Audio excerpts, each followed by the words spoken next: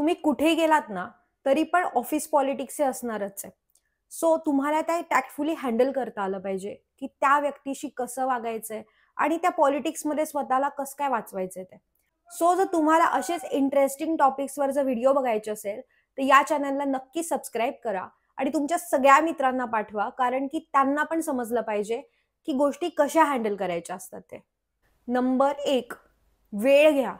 म्हणजे आपण आहे ना, नवीन ऑफिस जॉइन करतो आणि आपल्याला असं वाटतं, की आपण सगळ्यांच्या मताने चांगली व्यक्ती असलं पाहिजे आणि तिथे आपलं चुकतं.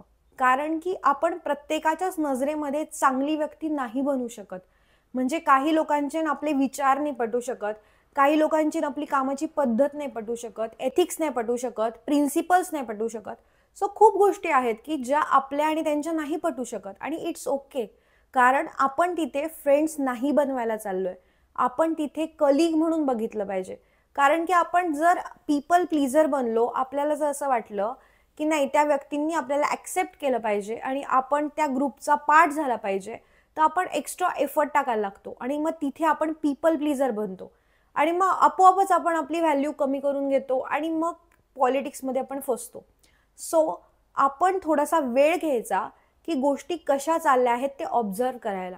कारण की तुम्ही कितीही चांगले वागलात किंवा तुम्ही कितीही हेल्प केली, तुम्ही तुमचे 100% इनपुट्स दिले, तरी पण आपल्याला माहीत नाहीये, की समोरची व्यक्ती ते कसं काय घेणार आहे ते.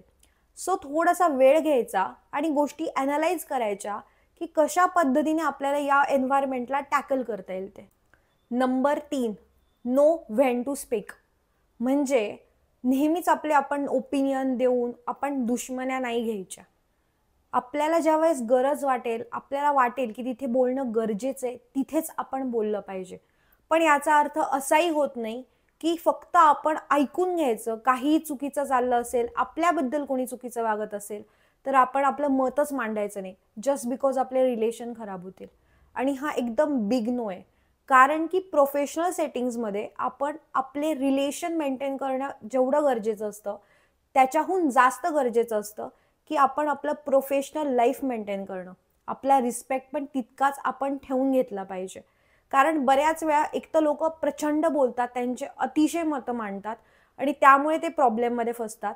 किंवा बऱ्याच वेळा असंही होतं, की लोकं बोलायलाच घाबरतात. म्हणजे आपल्याबाबत कोणी काही चुकीचं केलं, आपल्याला काही कोणी चुकीचं बोललं, तर आपण आपल्यासाठी स्टँड घ्यायला घाबरतो आणि इट्स अ बिग नो.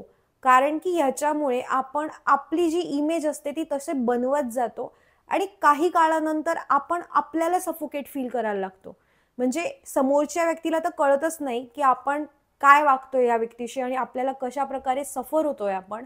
पण आपण इतकं स्वतःला टॉर्चर करतो आणि आपण कम्युनिकेट नाही केल्याने, प्रॉपरली त्या व्यक्तीला नाही सांगितल्याने त्या गोष्टी वाढत जातात आणि कधी-कधी त्याचे एक्स्ट्रीम्स इतके वाईट असतात, की कधी-कधी जॉब सोडायची वेळ येऊ शकते.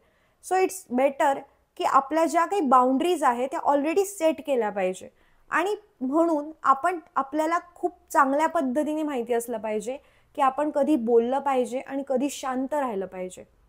सो जर हा व्हिडिओ तुम्हाला आवडला असेल, तर नक्की सबस्क्राईब करा, लाईक करा आणि तुमच्या सगळ्या फ्रेंड्सला पाठवा, कलीगला पाठवा. त्यांना कळायला, की आपण कसं ऑफिस एन्व्हायर्नमेंटमध्ये वागलं पाहिजे. प्लस जर तुम्हाला असेच इंटरेस्टिंग व्हिडिओज बघायचे असेल, तर नक्की सबस्क्राईब करायला विसरू नका.